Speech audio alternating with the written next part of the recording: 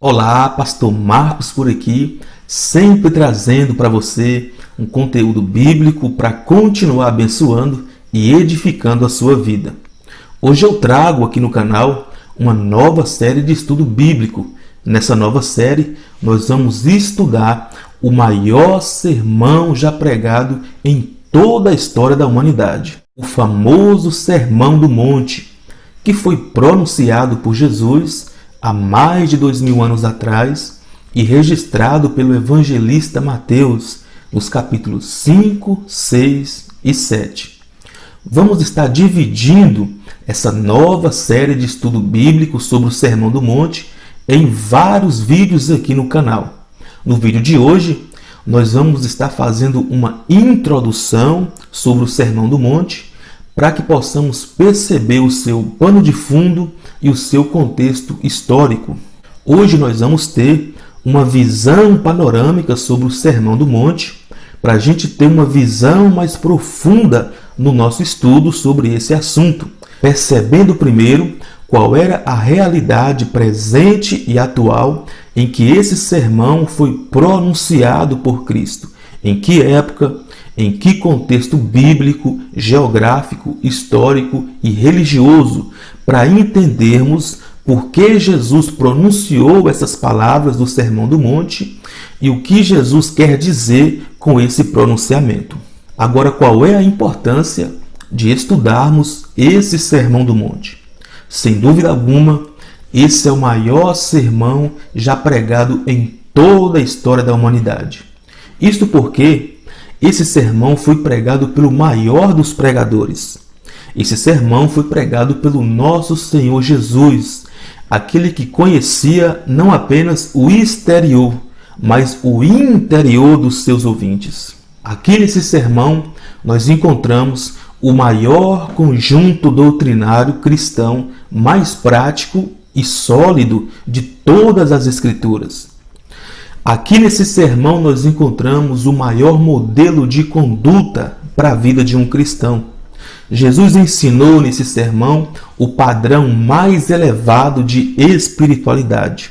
É por isso que esse sermão, através dos séculos, tem ocupado um lugar de honra no coração dos cristãos desde quando ele foi pronunciado por Cristo há mais de 2000 anos atrás. Esse sermão tem ocupado um lugar de destaque nas pregações, nos estudos e em várias literaturas cristãs ao longo desses 2000 anos. Nenhuma outra parte das Escrituras tem sofrido tanto erro de interpretação como o Sermão do Monte.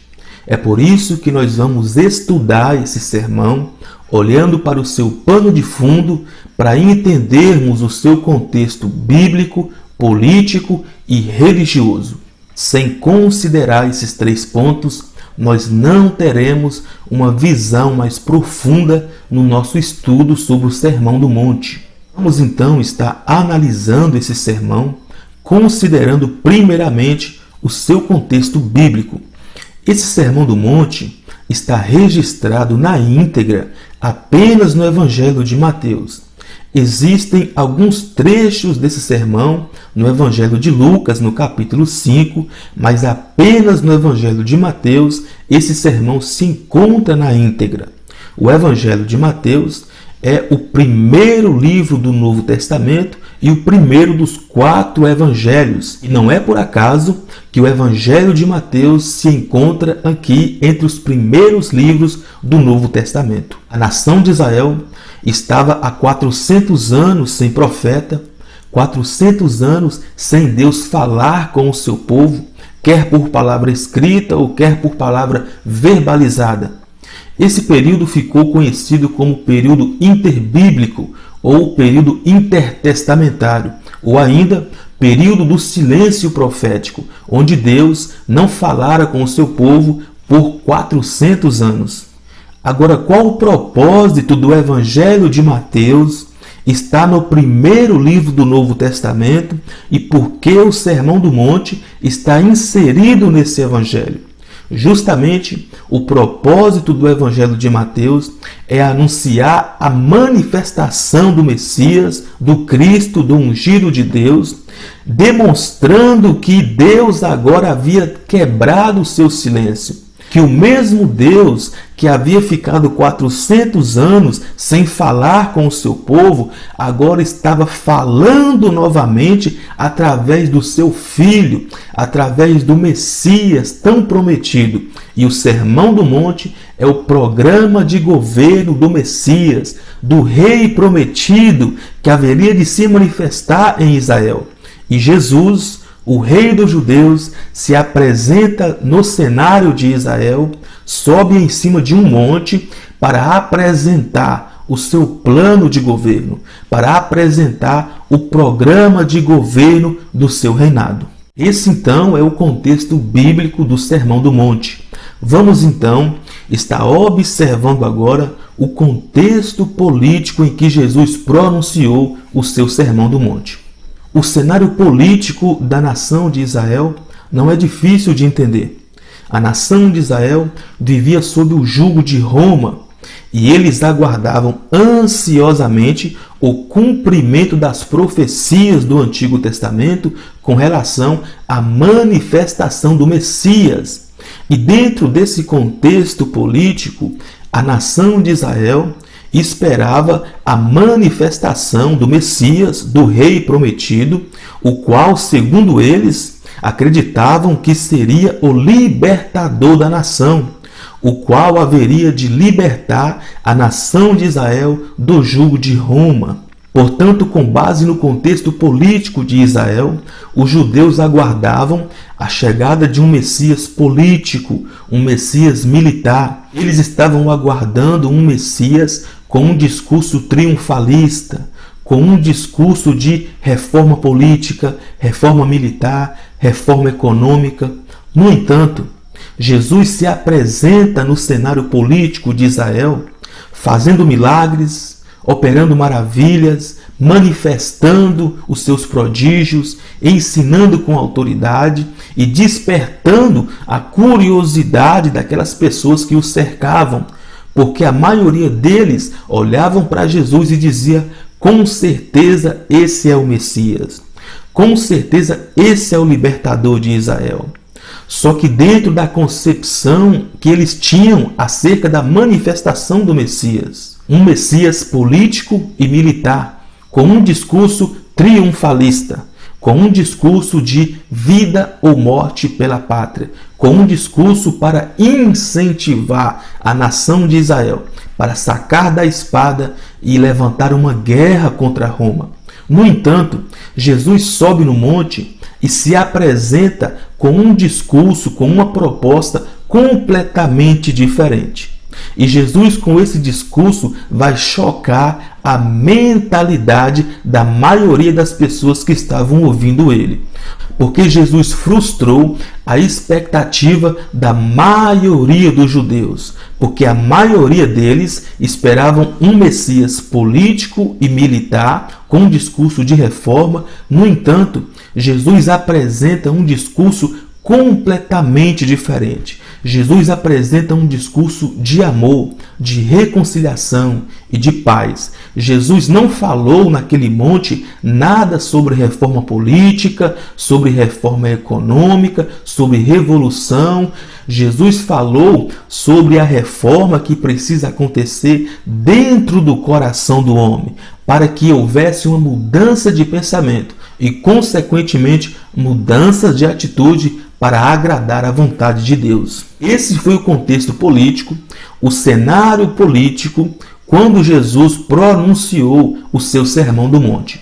Vamos observar agora qual era o cenário religioso da época quando Cristo pronunciou o seu Sermão do Monte. Jesus pronunciou o seu Sermão do Monte dentro de um contexto religioso onde na sua época havia pelo menos 4 grupos religiosos em Israel: os fariseus, os saduceus, os essênios e os zelotes. Vamos perceber cada um desses grupos religiosos para a gente compreender qual era o cenário religioso da época quando Cristo pronunciou o seu Sermão do Monte. Vamos conhecer um pouco sobre o primeiro grupo religioso da época de Cristo, os fariseus. Esse grupo fazia parte da ala tradicional. Os fariseus entendiam que a religião consistia na guarda dos mandamentos. Só que mais do que isso, eles iam um pouco mais além. Eles acreditavam que a religião consistia na observância dos costumes e das tradições dos rabinos judeus que eram acrescentadas à lei de Moisés.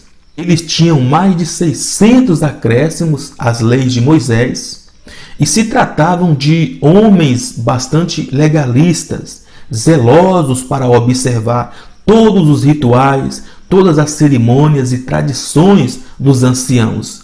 De modo que o próprio Jesus, no capítulo 7 de Marcos, vai dizer para o grupo dos fariseus que por causa da tradição deles, eles estavam invalidando o mandamento de Deus.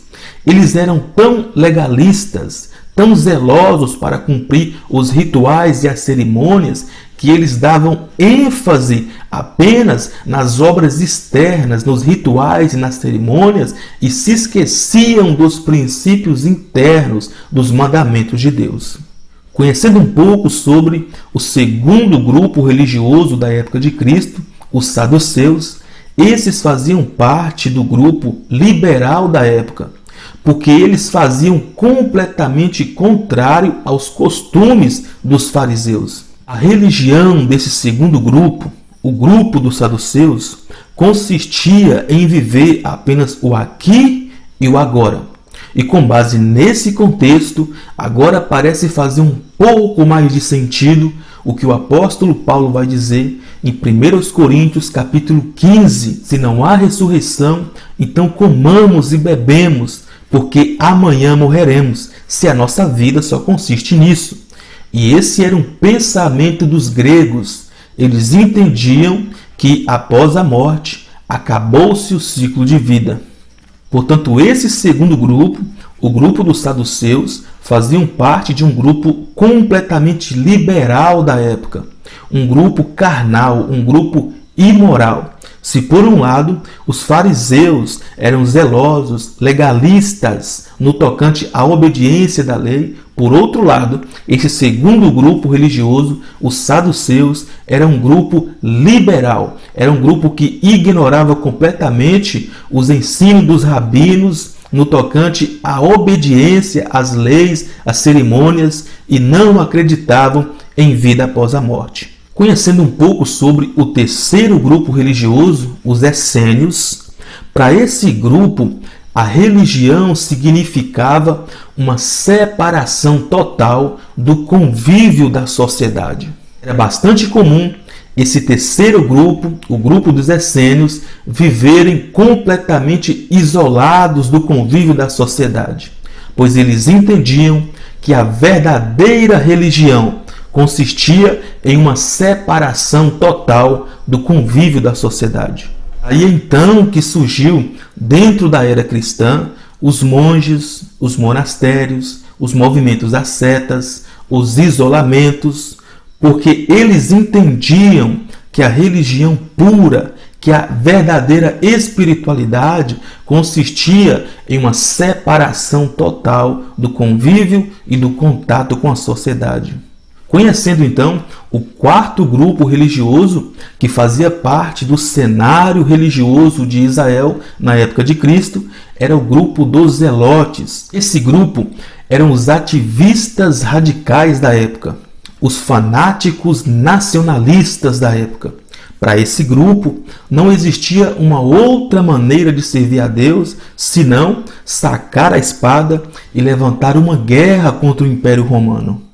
Esses faziam parte da ala da guerra, pois eles ainda tinham o mesmo espírito guerreiro de Davi, e eles achavam que não haveria uma outra maneira de servir a Deus, senão sacando a sua espada para levantar uma guerra contra o Império Romano, para tirar a opressão de Roma sobre Israel. Cada um desses grupos religiosos estavam usando a fé para promoverem os seus movimentos religiosos dentro do cenário de Israel na época de Cristo, quando ele sobe no monte para pronunciar o seu sermão. E a pergunta que eu faço para finalizar essa introdução do nosso ensino de hoje é a seguinte: em qual desses 4 grupos religiosos você acha que Jesus se encaixaria? Qual desses 4 grupos religiosos descreveria a ética, a conduta e o caráter do nosso Cristo? Nenhum desses grupos religiosos. Sabe por quê? Porque todos eles estavam equivocados. Todos esses grupos religiosos estavam em desacordo com a vontade de Deus. E nós descobriremos isso e muito mais nas nossas próximas aulas. Portanto, hoje eu vou ficando por aqui, mas estarei te aguardando no nosso próximo encontro para darmos continuidade a esse maravilhoso Sermão do Monte. Eu tenho certeza que ele continuará falando ao seu coração. Eu vou estar te esperando no nosso próximo encontro para darmos continuidade a essa série sobre o Sermão do Monte. Mas tudo o que eu te peço é que você deixe aqui abaixo o seu comentário, curte esse vídeo e se inscreva no canal para sempre estar recebendo novidade por aqui.